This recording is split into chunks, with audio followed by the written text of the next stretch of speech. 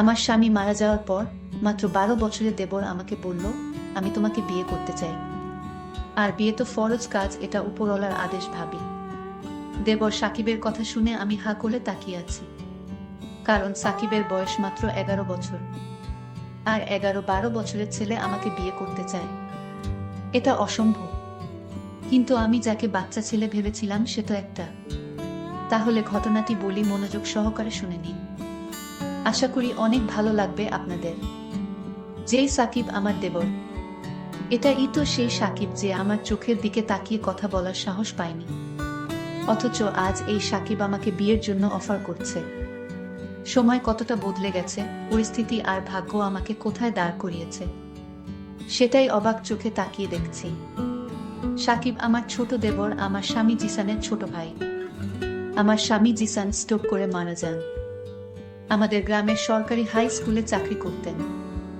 ঢাকা একটা ট্রেনিংয়ে যাওয়ার পথে স্ট্রোক করে 20 দিন চিকিৎসা অবস্থায় মারা যান। আমার এক ছেলে এক মেয়ে। বড় মেয়ের নাম সুমি আর ছোট ছেলের নাম সিফাত। মেয়েটার বয়স 8 বছর আর ছেলেটার 4 বছর। খুব সুখের সংসার ছিল আমাদের, সবাই মিলে কতই না ভালো ছিলাম। জিসানরা 3 ভাই 1 বোন। জিসান সবার বড় ছিল। মেজো ভাই প্রবাসে থাকে, আমার মেজো জ্যাঠা বাবার বাড়িতে থাকে। এখানে নাকি খুব অসুবিধা হয়। বিয়ের 4 মাস যেতে না যেতেই আমার মেজো দেবরকে নিয়ে আলাদা হয়ে যায়। আমি শুধু আলাদা হতে পারিনি, কারণ জিসানের মাকে কে দেখবে, আমি তো উনার মেয়ের মতো। তাও বউ হিসেবে আমার মেজো যাই ভালো। আমার সৎ মা ছিল ঘরে, তাই মায়ের ভালোবাসার খুব অভাব ছিল। ভেবেছিলাম শাশুড়ি মাকে দিয়ে নিজের মায়ের ব্যথা ভুলব, কিন্তু সে সুখটা হয়তো আমার কপালে ছিল না। আমি যত উনাকে মেনে চলতাম, উনি তত আমার ছোটখাটো দোষ নিয়ে ঝগড়া শুরু করে দিতেন। এ ঝগড়া নিয়ে জিসান কয়েকবার আমার উপর হাত তুলেছে। তাও প্রতিবাদ করতে যেয়ে পারিনি, কারণ আমি নারী মুখ দিয়ে বললে আমার অধিকারের অভাব নাই। কিন্তু পুরুষতান্ত্রিক সমাজে আমরা নারীরাই দোষী। কার নামে কোথায় বিচার দিব? দিন শেষে এই পরিবার নিয়েই তো আমাকে থাকতে হবে, তাই কখনো প্রতিবাদ করেছি, আবার কখনো করিনি। সব মিলিয়ে আলহামদুলিল্লাহ ভালো ছিলাম। কিন্তু সবার কপালে সব সুখ সয় না, হয়তো আমার ক্ষেত্রে তাই হয়েছে। সাকিব আমার সাথে চোখ তুলে কথা বলতে পারেনি ওর ভাইয়ের ভয়ে। আমার জানামতে আমাকে খুব সম্মান করে, কিন্তু আমার স্বামী মৃত্যুর পর বুঝলাম শুধু ভাইয়ের ভয়ে আমার দিকে তাকাতেও সাহস পায়নি। ছেলে মেয়ে দুটোকে নিয়ে কোথায় যাব, কি করব? শাশুড়ি মা এবং সাকিবের অত্যাচারে ঘরে বসা যায় না। কয়েক মাস জিসানের ব্যাংকে জমানো টাকা দিয়ে কোনো রকম দিন কাটিয়ে দিয়েছি, কিন্তু আস্তে আস্তে তো সব শেষ হয়ে যাচ্ছে। এদিকে সাকিব ক্লাস 8-এ পাশ করেছে জিসান মারা যাওয়ার আগে, কিন্তু ও তো ছোটখাটো কিছু কাজ খুঁজতে পারে, তা না, উল্টো ঘর থেকে টাকা নিয়ে বাজে খরচ করে। চোখের সামনে আমার সাজানো সংসারটা শেষ হয়ে যাচ্ছে, কি করব, কার কাছে হাত পাতবো? সব মিলিয়ে আমি তিলে তিলে শেষ হয়ে যাচ্ছি। আল্লাহ কাছে তাজ্জুদের নামাজ পড়ে কত রকম ফরিয়াদ করেছি। আল্লাহ যেন আমাকে সৎ রাখেন, হালাল রিজিকের ব্যবস্থা করে দেন। ছোটবেলায় মাকে হারিয়ে সৎ মায়ের কাছে কম কষ্ট ভোগ করিনি। আসলাম স্বামীর বাড়িতে এসে স্বামীকে হারালাম। আল্লাহ যে আমার কত পরীক্ষা নিচ্ছেন জানি না, তবে আল্লাহকে এতটুকু বলতাম, আল্লাহ যেন আমাকে ধৈর্য দেন সবকিছু সহ্য করার। দিন দিন সাকিবের অত্যাচার বেড়ে চলছে। হুটহাট করে যে কোনো কথা বলে ফেলে, এক অদ্ভুত আচরণ করতে চায়। কোনো রকম আল্লাহ নাম নিয়ে বেঁচে আসি, তবে এরকম কতদিন? বাহিরে বললে বলবে স্বামী নাই, তাই এখন এমন করছি। কিন্তু বাবার বাড়িতে যাওয়ার ব্যবস্থা সব বন্ধ। আমি ইন্টার পাস, বিএ ভর্তি হওয়ার আগেই তো বিয়ে হয়ে গেল। কিন্তু এত অল্প বয়সে স্বামী হারাবো কখনো কল্পনাও করিনি। ছেলেটা ও বড় হচ্ছে, মেয়ে ও, কিন্তু আমি কোথায় যাব? ভেবেছিলাম ওদের সাথে কষ্ট করে কোনোরকম ওদের কাজের মহিলা হয়ে ও দিন কাটিয়ে দেব, কিন্তু না, আমার প্রতি তাদের নির্যাতনের পরিমাণ দিন দিন বেড়েই চলছে। সাকিব একটা ছোট অটো চালায়, কিছু ইনকাম করে। ভেবেছিলাম এখন ভালো হয়ে যাবে, কিন্তু না, সুযোগ পেলেই আমার সাথে শাশুড়ি এবং সাকিব ব্যবহার খারাপ করার চেষ্টা করে।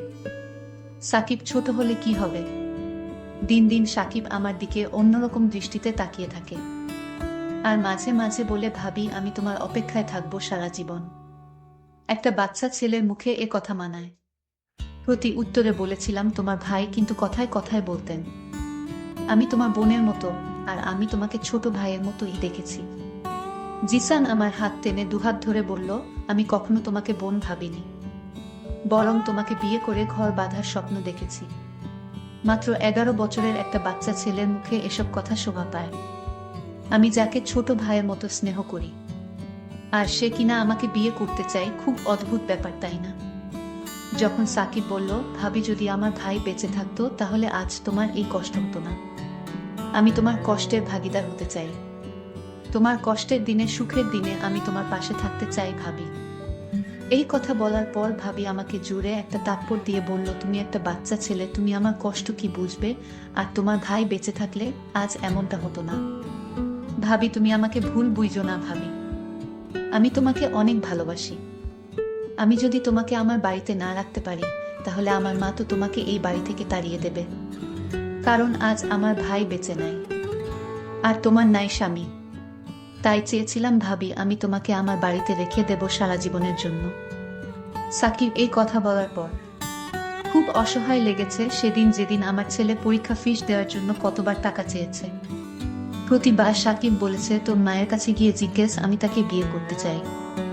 যদি রাজি হয় তাহলে তোরে অনেক টাকা দিক চকলেট খাওয়ার জন্য। সাকিবের বয়স মাত্র 12 বছর, আর 12 বছরের ছেলে আমার স্বামী হবে, এটা আমি কিভাবে মেনে নিতে পারি?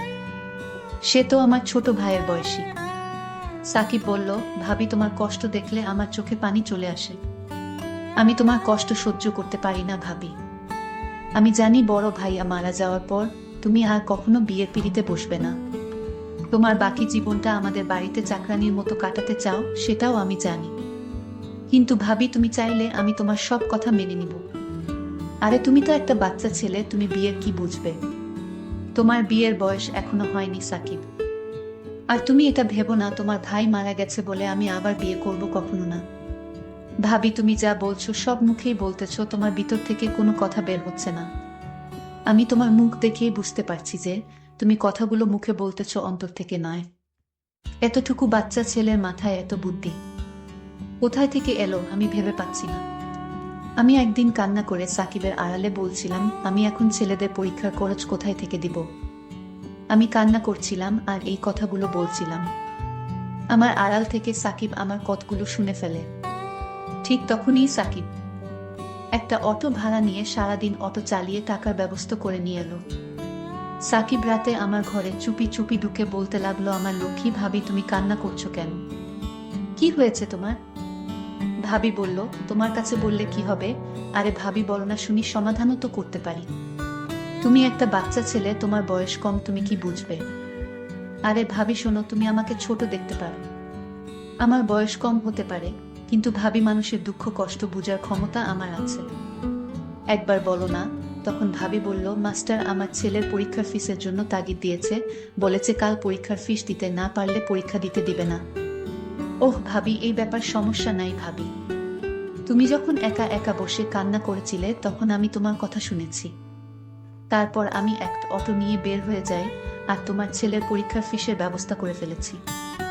এই নাও, এখানে 1000 টাকা আছে, তুমি তোমার ছেলের পরীক্ষার ফিসটা দিয়ে দাও।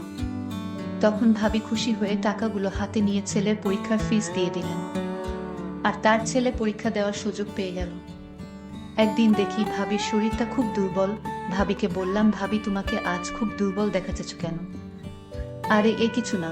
তারপর ভাবির কপালে হাত দিয়ে দেখি শরীরে অনেক জ্বর, জ্বরে গা পুড়ে যাচ্ছে। আমি বললাম, ভাবি তোমার তো শরীরে অনেক জ্বর।